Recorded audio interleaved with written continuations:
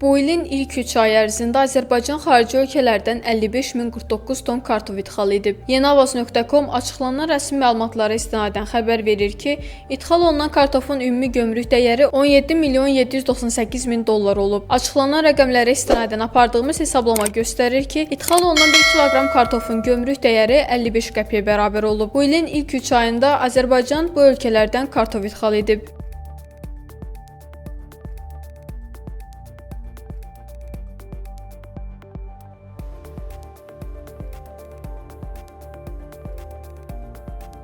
Məlumat üçün qeyd edək ki, bu ilin ilk 3 ayında Azərbaycandan Rusiyaya 19,4 ton kartof ixrac olunub. Rusiyaya satılan kartofun 1 kiloqramının gömrük dəyəri 55 qəpik olub. Onu da bildirək ki, Azərbaycanda kartof istehsalı yerli tələbatı ödəmir. 2008-2015-ci illərdə Azərbaycan Respublikasında əhalinin ərzaq məhsulları ilə etibarlı təminatına dair dövlət proqramında da qeyd olunurdu ki, yerli tələbat ödəmək üçün 2015-ci ildə 1,12 milyon ton kartof istehsal olunmalıdır. Lakin dövlət proqramını başa çatmasından 10 il sonra 2024-cü ildə ölkədə cəmi 927,4 min ton kartof istehsal edilib. Kartof istehsalının azalmasının əsas səbəbi əkin sahələrinin azalması ilə bağlıdır. Belə ki, 2015-ci ildə ölkədə 61 min hektar sahədə kartof əkildiyi halda 2024-cü ildə 46,7 min hektar sahədə kartof əkilib. Apardığımız araşdırma göstərir ki, Azərbaycanda kartof istehsalının azalması və buna paralel olaraq idxalının artmasının əsas səbəbi xaricdən daha ucuz qiymətə kartofun gətirilməsidir.